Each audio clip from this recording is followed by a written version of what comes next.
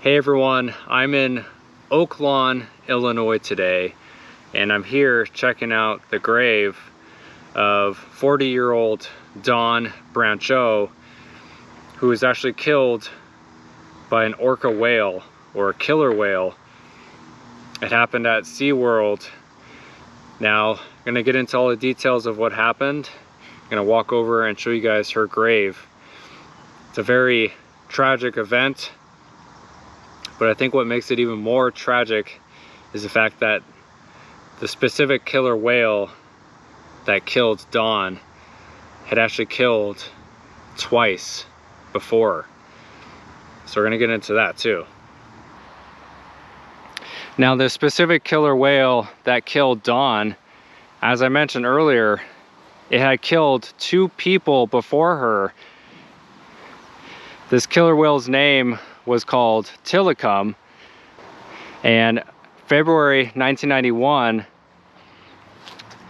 a young woman named Kelty Byrne was working at a Canadian SeaWorld attraction where she slipped into the orca exhibit, and Tilikum, along with a few other orcas, forced her into the water and kept her underneath, not letting her come up for air, and it ended up killing her. July 1999, a guy by the name of Daniel Dukes, he was 27 years old. He was kind of a vagrant or homeless guy. He hid in SeaWorld in Orlando. He hid inside the theme park after hours. SeaWorld says that they have no video footage of what happened, but Daniel had either fallen into the orca exhibit or climbed in, but either way, he was also killed by the killer whale Tilikum. However, Dawn had been working with orca whales for 15 plus years, and so she obviously felt comfortable working around them. And so I think most people, including SeaWorld personnel, I think they thought that Tilikum had finally maybe matured. Unfortunately, they were all wrong. So the day of the event was February 24th, 2010. Dawn was performing a show called Dine with Shamu. And of course, this show was with Tilikum.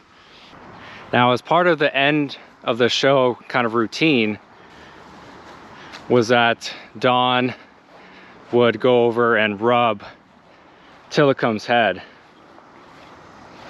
So, just like any other show, she went over at the end and was rubbing Tilikum's head. Now, she was lying with her face next to Tilikum's. She was kind of sitting or laying on like a little platform that was partially in the water. This is where things go wrong. Now, some witnesses state that they saw Tilikum grab Dawn by her ponytail and drag her into the water. Other witnesses say that they saw Tilikum grab Dawn by the arm or the shoulder. Regardless of how Tilikum grabbed her, Tilikum did, and quite quickly, Tilikum pulled her underwater and drowned her. Now, of course, employees tried using nets and other items to try to get Dawn's body, but it took about 45 minutes before they could even reach her body, as they had to move Tilikum to like a smaller pool area kind of away from where Dawn was. Now, the autopsy shows that Dawn died from drowning and blunt force trauma. Her spinal cord had been severed, and she sustained many other fractures, including fractures to her jawbone, her ribs. So again, as you can imagine, just an absolutely brutal death.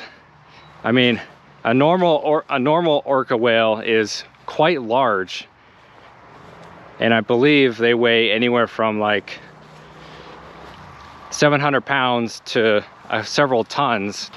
Now, after Don's death, SeaWorld made a rule that said no trainers are allowed to enter a pool to perform with any orcas. Now, on Christmas Eve 2009, 2 months or so before Don died, another SeaWorld orca killed a trainer named Alexis Martinez. This was at the Canary Islands version of SeaWorld. So obviously, orcas have killed quite a number of people, especially in kind of a theme park environment. Now we're walking over here to the grave of Don.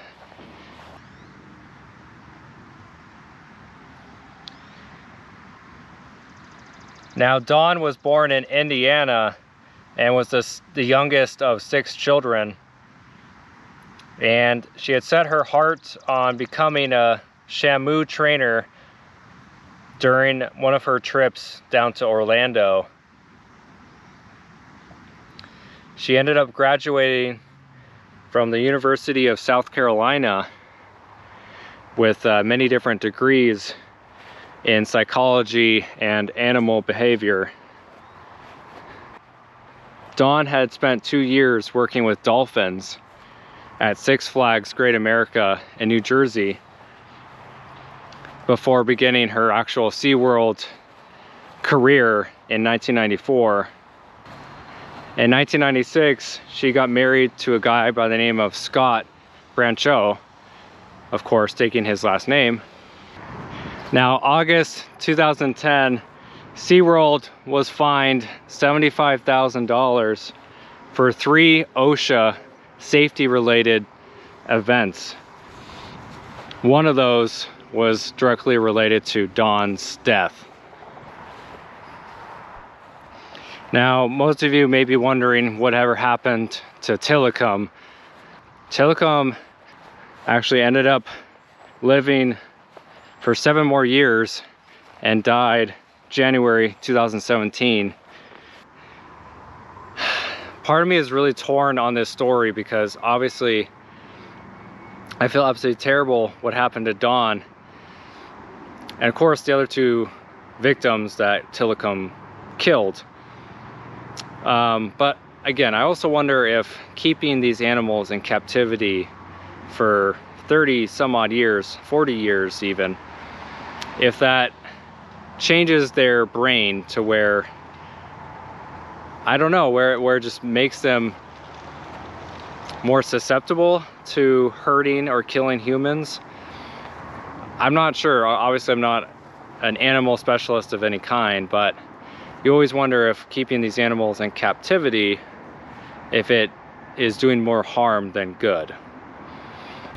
I don't know. I don't really have an answer to that question. I know I can see both sides to it. Regardless, rest in peace to Don, to Kelty, and to Daniel, all 3 victims. Anyway, guys, I'm gonna head out of here. Thank you for watching my videos. Yes, I'll be posting more murder type cases coming up, so don't worry about that. Just wanted to kind of do a change of pace with filming this case. Anyway, guys, I'll see you guys soon. Thanks for watching. I'll see you on the next one.